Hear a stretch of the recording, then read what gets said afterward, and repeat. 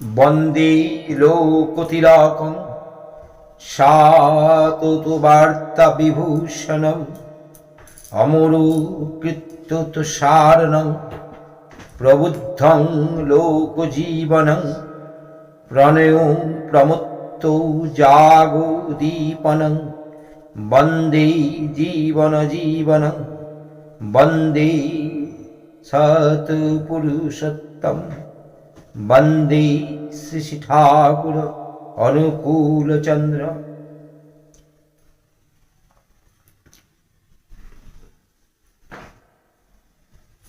একুশে আশ্বিন রবিবার ১৩৪৬ বঙ্গাব্দ, ইংরেজি ৮-১০-১৯৩৯ খ্রিস্টাব্দ। সকালে শ্রী শ্রী ঠাকুর খুব হাসি খুশি হয়ে গল্প করছিলেন। যখন স্বামী মারা যায় তখন স্ত্রী সুর করে এই বলে কাঁদে, তুমি আমার কি করে গেলে গো, কাচ্চা বাচ্চা নিয়ে আমি কোথায় দাঁড়াবো ইত্যাদি। এখানে স্বামীর প্রতি ভালোবাসার চাইতে স্বামীর টাকা পয়সার প্রতি ভালোবাসাই যেন বেশি। কিন্তু সাধারণত স্ত্রী মারা গেলে পুরুষ বলে, আমার কেউ নেই, আমাকে একেবারে একলা ফেলে গেছে। তাই মনে হয় পুরুষের দিক দিয়ে সিনসিয়ারিটি অর্থাৎ আন্তরিকতা বেশি। মেয়ের আবার অল্প দিনেই ছেলেপুলে ঘর সংসার নিয়ে বেশ থাকে, সব ভুলে যায়।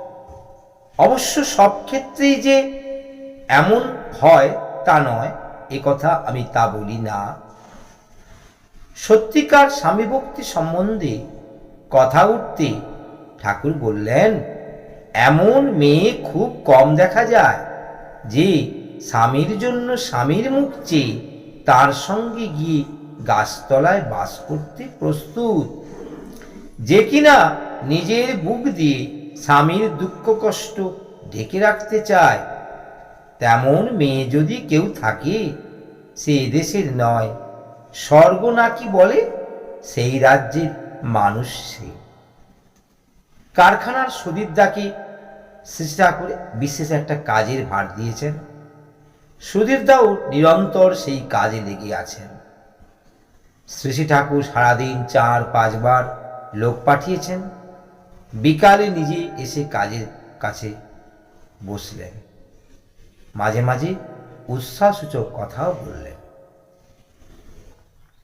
২২শে আশ্বিন সোমবার ১৩৪৬ বঙ্গাব্দ, ইংরেজি ৯-১০-১৯৩৯ খ্রিস্টাব্দ। সন্ধেবেলায় শ্রী শ্রী ঠাকুর বাঁধের চৌকিতে বসছিলেন। অনেকের কাছেই ছিলেন। কলকাতার একজন ব্যবসায়ী ভদ্রলোক জিজ্ঞাসা করলেন, কিভাবে কৃতকার্য হওয়া যায়? ঠাকুর জিজ্ঞাসার উত্তরে বললেন, যজন যাজন ইষ্টভৃতি, মানুষ মাত্রেই এই প্রধান করণীয়। নিজে সাধনা করতে হবে, সঙ্গে সঙ্গে পারিপার্শ্বিককে বোঝাতে হবে, আর ইষ্টভরণের মধ্য দিয়ে নিজের সব শক্তি ইষ্টে কেন্দ্রায়িত করে সত্তাকে অটুট করে তুলতে হবে। পারিপার্শ্বিক বাদ দিয়ে মানুষ চলতে পারে না, তাই পারিপার্শ্বিকের সেবায় মানুষের স্বার্থ নিহিত। প্রত্যেক ব্যাপারেই যাজন ও সেবা প্রয়োজনীয়। মনে করুন আপনার সাইকেলের দোকান আছে। আপনি চিন্তা করতে লাগলেন কেমন করে আপনি প্রত্যেককে একখানি করে সাইকেল দিতে পারেন। হয়তো অনেক সুবিধা করে বাই ইনস্টলমেন্ট অর্থাৎ কিস্তি বন্দিতে টাকা নিয়ে একটা গরিব মানুষকেও আপনি সাইকেল জুগিয়ে দেবার ব্যবস্থা করলেন। সঙ্গে সঙ্গে তার কাছে যাজন করলেন সাইকেল দিয়ে তার কতখানি সুবিধা হতে পারে। তখন সাইকেল কিনল, সাইকেলের অ্যাডভান্টেজ সুবিধা পেল, তখন সে প্রাণ খুলে আপনাকে ধন্যবাদ দেবে। অমুক অবস্থা বিবেচনা করে কত সুবিধা করে আমাকে একখানা সাইকেল জুটিয়ে দিয়েছে। ওই রকমভাবে ব্যবস্থা করে না দিলে আমার হয়তো সাইকেল কেনাই হতো না। আমার কতই সুবিধা করে দিয়েছে। তার কথা শুনে অনেকেই আপনার দোকানে আসতে লাগলো। এমনি করে আপনার ব্যবসা বাড়তে লাগলো। তা না করে আপনি যদি তাকে ঠকিয়ে বেশি লাভের দিকে নজর দিতেন, তাহলে পরে সে টের পেয়ে লোকের কাছে বলে বেড়াতো, লোকটা জোচ্চোর, ওর দোকানে কেউ যেও না। কিন্তু আপনার যদি 1000 খরিদ্দার থাকে, তার প্রত্যেকের কাছ থেকে যদি সামান্য লাভও পান, তাও আপনি বলে কয়ে যদি নেন, তা 100 খরিদ্দারের কাছ থেকে বেশি লাভ হওয়ার চাইতে কি বেশি লাভজনক নয়?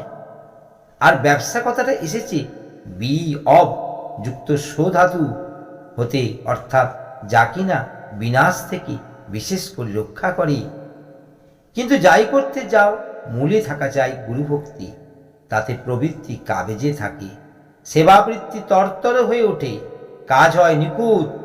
এই গুরুভক্তি থেকেই মানুষ মঙ্গলের অধিকারী হয়। তাই গুরুকে ইষ্ট বলে। ইষ্ট মানে মঙ্গল, অর্থাৎ গুরুকে অনুসরণ করলেই মানুষের মঙ্গল আসে। আর এই অনুসরণের পন্থাই হচ্ছে যজন যাজন ইষ্টভৃতি। জয়